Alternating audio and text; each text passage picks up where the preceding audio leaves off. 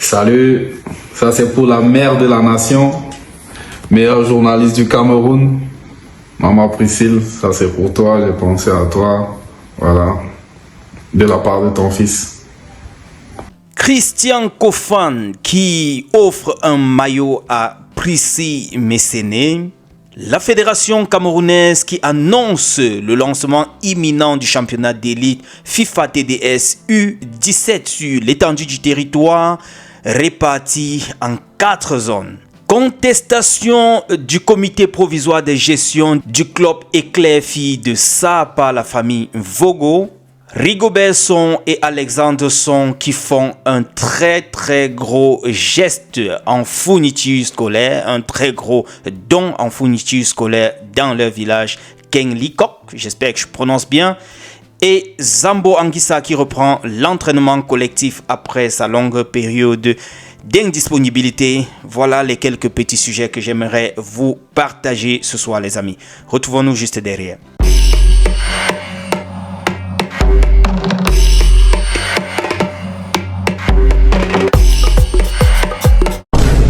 Les amis, c'était là Christian Kofan qui nous présentait un maillot qu'il a offert comme ça là à Prissy, la journaliste. Vous la connaissez, je ne la présente plus. Et là, elle réagit rapidement sur sa page en disant « Merci mon fils d'avoir pensé à moi. Ton humilité t'amènera loin. » En tout cas, très beau geste. Comme je vous le disais les amis, c'est la FECAFOOT qui frappe un trait beaucoup. La FECAFOOT a annoncé le lancement imminent du championnat d'élite FIFA TDS U17. Au moment de sa réélection, le président de la FECAFOOT avait donc promis de redynamiser le football jeune. Nous apprend la FECAFOOT officielle. Un peu plus de 2 mois après, la promesse se traduit en actes concrets. La fédération vient d'officialiser la tenue du championnat de football jeune FIFA TDS U17. La cérémonie, telle que vous voyez sur ces quelques clichés, de lancement s'est déroulée mardi au centre d'excellence de la CAF à Bankomo. Ce mardi, bien sûr, sous la houlette du conseiller du président de la FECAFOOT en charge des compétitions, M. Frank Happy, avec à ses côtés le directeur technique national, M. Angelbert Baga. L'Assise a aussi connu la présence d'une 50aine de promoteurs d'académies de renom venus des régions du centre, sud, est, littoral, sud-ouest, ouest, nord-ouest, Adamawa Nord, extrême nord. Parmi eux, M. Stéphane Foko-Kamga, par ailleurs membre du comité exécutif de la FECAFOOT, était présent. Concrètement, la compétition se tiendra sous la supervision de la Ligue de football jeune, représentée à la cérémonie par M. Michel Karam, son vice-président, et M. Jacques Mailly, le secrétaire général, avec au départ 54 formations réparties en 4 zones, comme je vous le disais. La première zone, centre-sud-est. Deuxième zone, littoral sud-ouest. Troisième zone, nord-ouest-ouest. La 4e zone, Adamawa Nord, extrême nord. L'objectif étant très clair, de quadriller le triangle national pour qu'aucun talent ne passe entre les mailles du filet. Après les joutes zonales, les meilleures équipes vont se retrouver pour une phase nationale dont le point final sera prévu pour le mois de juin 2026. C'est ça l'objectif, professionnaliser pour mieux régner. C'est un tournoi qu'on a longtemps attendu. Vous savez, pour détecter, dénicher les talents, c'est commencer dès la base sur le football jeune. Et c'est ce qui est en train d'être lancé. Vivement que cela prenne un envol indescriptible et que voilà, les bonnes choses en suivent. On va switcher un tout petit peu sur cette note. Je vous l'ai introduit tout à l'heure les amis. Il s'agit d'un courrier qui a été validé, du moins la réception a été confirmée par la Fédération camerounaise de football ce 10 février 2026. Il s'agit ici de la famille Vogo, Jean Lyonna, tel que je peux lire dessus, fait à Yaoundé le 10 février. Je vous lis très rapidement ce qui se trouve là-dessus.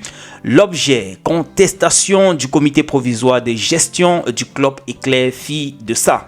Monsieur le secrétaire général, dans le cadre du litige nous opposant au bureau exécutif d'éclair de ça, vous avez bien voulu mettre sur pied en date du 23 janvier 2026 un comité provisoire de gestion du club suscité en attendant l'aboutissement des procédures au niveau des organes juridictionnels saisis. Monsieur le secrétaire général, le dit comité, bien que sa mission soit très louable, ne nous paraît pas opportunément constitué et ne peut pas résoudre le problème réel que connaît le club dont le fondateur est notre défunt père. Notre souci est de voir le club prendre régulièrement part à la compétition. Au vu de ce qui précède, nous vous prions de bien vouloir rapporter notre décision relative au CPG afin que le club puisse prendre part au championnat en attendant l'aboutissement de la procédure enclenchée par les organes compétents.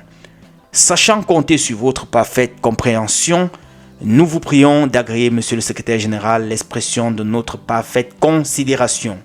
Ça, c'est signé, du moins ce que vous voyez là, pour la famille Mvo. Alors, les amis, je ne sais pas si on va appeler ça revirement de situation.